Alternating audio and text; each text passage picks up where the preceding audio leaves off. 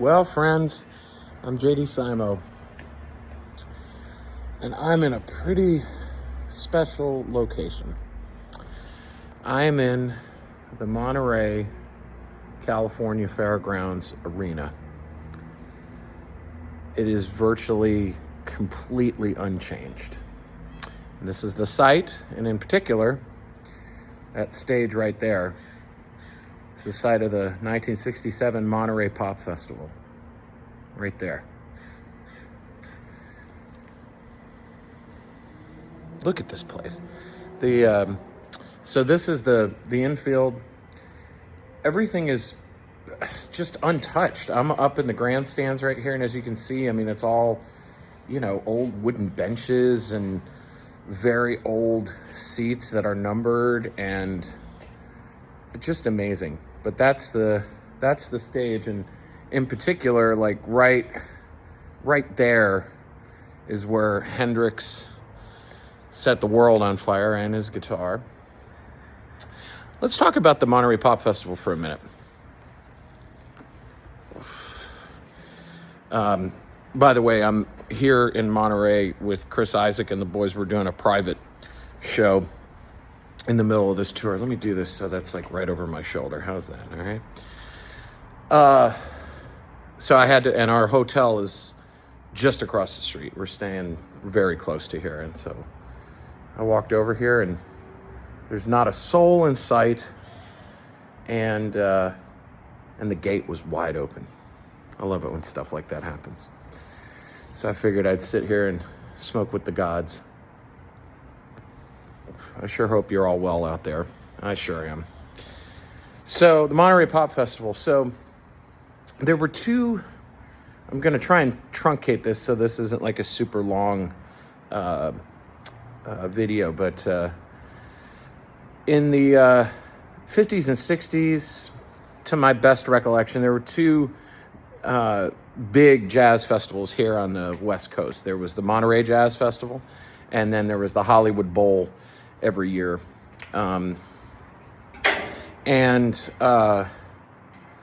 So two men, Lou Adler, had a Dunhill Records and a very big record producer in that time period. Produced the Mamas and the Papas famously, many others as well.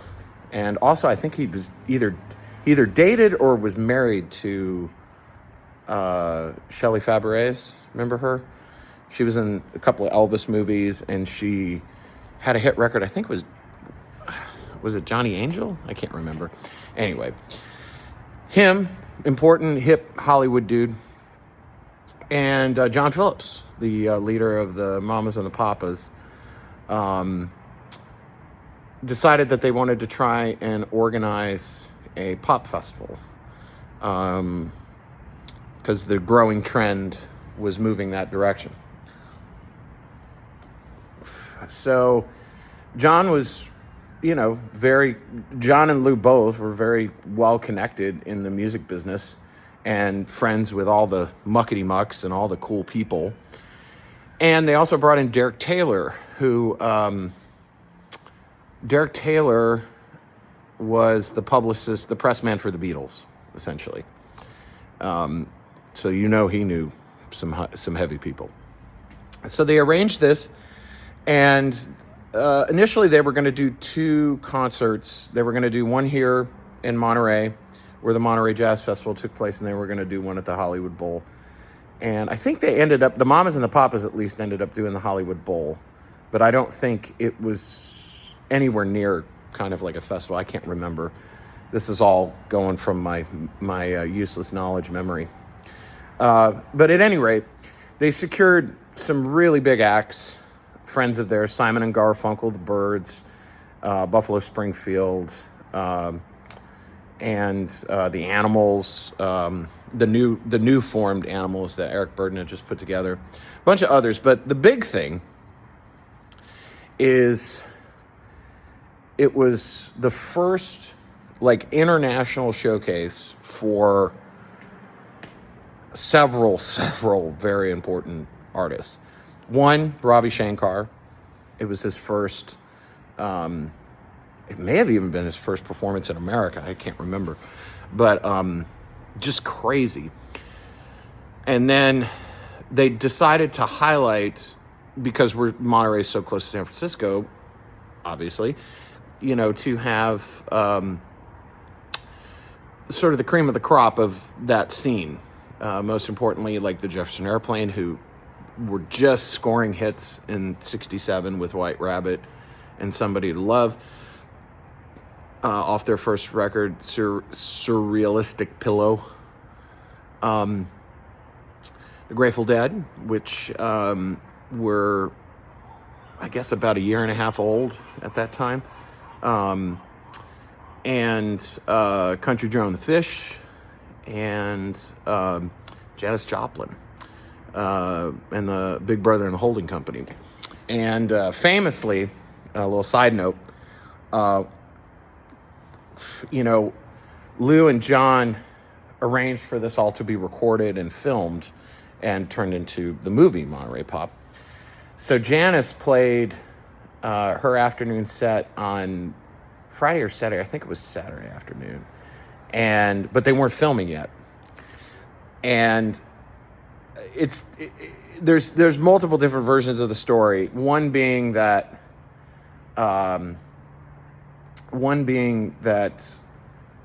she broke down because she thought that they had filmed her performance and she knew how important it was to be in the movie, and she insisted on being able to do it again. Or the other version, which is the organizers she was such a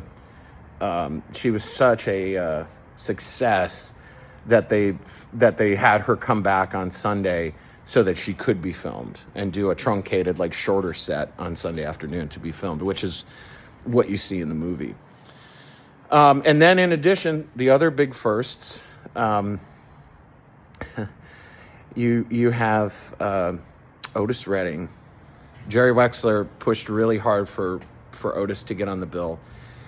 And what was super special about that is not only was Otis going to be featured in front of a young rock, predominantly, white audience, which was a first, but they made sure that Booker T and the MGs and the Memphis Horns backed him up. Right there. Just right there. I've been loving you. Oh, God almighty, I can't believe it. Can't believe I'm here. And so anyway, and there's a really great story that Wayne Jackson, the famous trumpeter of the Memphis Horns, told, that him and Andrew Love, his saxophone mate in the Memphis Horns, they all stayed at motels just on the other side of the road here. Some of them are still here. But anyway, they were having a drink, him and Andrew, in their motel room. And, the two of them had already played on very important records. But they were young, early 20s. And they both looked at each other after the success that happened here with Otis and went, I think we might not have to get a day job anymore. And neither of them did. And the Memphis Horns went on to play on all kinds of crazy, obviously all of the R&B, Muscle Shoals, Memphis hits and stuff like that, but also worked with, like, Frank Sinatra and just crazy. And so anyway, it's to a smaller degree than some of the stuff I'm about to talk about, but important stuff. Like this place changed a whole generation of influential musicians and artists' lives. And so then we get to the last three that I'm going to talk about. So first one is the Who's performance. It was the Who's first big. I think they'd done Murray the K shows in New York, I'm pretty sure, with Cream. But they hadn't. Again, this was just a big platform for everyone involved. So the Who come out and just destroy the freaking stage, just absolutely obliterate it. And there was the whole thing between him and an unknown, him meaning Pete Townsend, and an unknown Jimi Hendrix at the time, about who was going to try and steal the show. And the Who got to go on first. Actually, the Who went on Sunday night, and then the Grateful Dead followed them, then Jimi Hendrix, then the Mamas and the Papas closed the show on Sunday night. But anyway, the Who come out, they absolutely just destroy it and go crazy as they did in those days. But it brings me to the probably the most famous thing that happened here, and then I'll end with something that's just very near and dear to me about this place. But Jimi Hendrix, an unknown black guitar player who Chaz Chandler from the Animals famously took to England, put the Jimi Hendrix Experience together. They recorded Hey Joe as the first single, and they came here. Some stories say at the behest of Paul McCartney. Whether or not that's true, I have no idea. But Jimmy took the stage, and we know what happened. He sacrificed his beautiful guitar that he painted right backstage, right around here. There's pictures of him painting it right back here, hanging out with Brian Jones and stuff. But that's where it happened. I mean, that's it. I'll walk a little closer. I mean, nothing has changed. Like, everything is original. Every single part of this is crazily original. The band shell, and then there's the stage. And in particular, the side that Hendrix... I could get up here, but like I said, I don't want this to be like a 30-minute video. But, yeah, Jimmy went up there and just changed the world. Right there. I mean, somebody was standing right where I'm standing and watching this, you know. That's it. Unbelievable. You know, I one of the things that's interesting, you know, I travel the world playing music, which is incredible that I get the privilege to do that. Just trying to line this up so it's kind of, but so many historic places are different, have changed. They've been destroyed. They've been altered.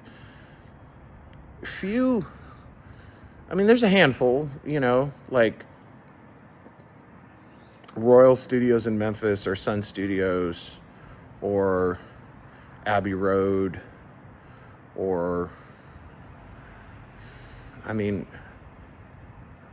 there are places that still exist, but this is just completely untouched by the hands of time. This is exactly as it was, and it's trippy. So that's where Hendrix did it, right there. Just amazing. Last thing I want to talk about, my man Mike Bloomfield.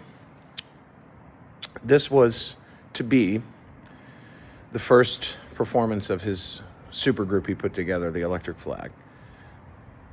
And it was a very anticipated performance.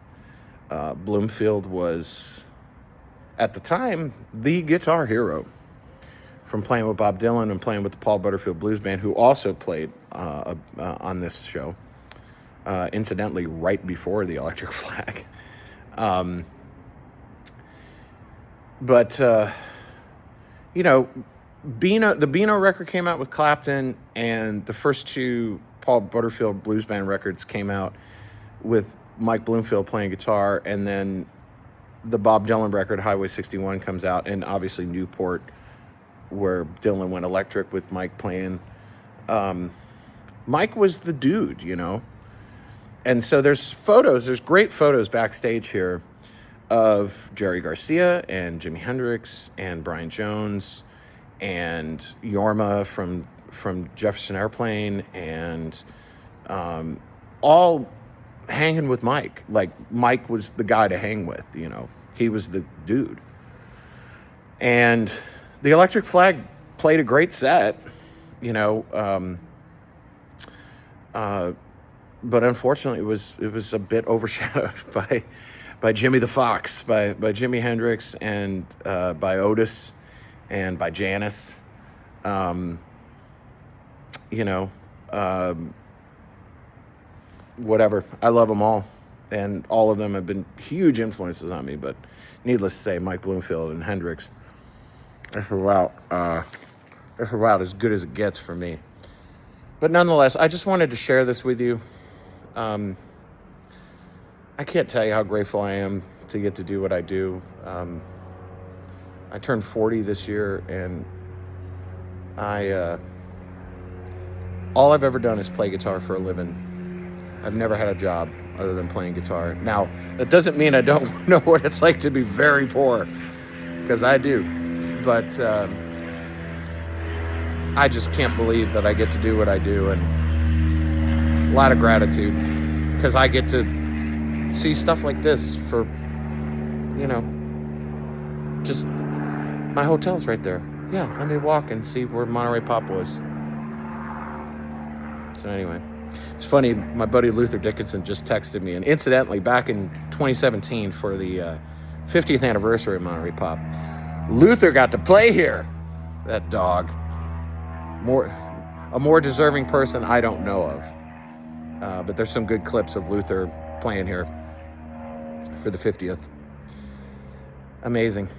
So if you're ever coming through Monterey, stop at the fairgrounds and do a little investigation, and come see where music changed.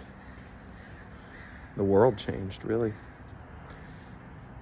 And if you're going to carry on to San Francisco, remember to put some flowers in your hair, okay? Peace and love. I hope to see you soon.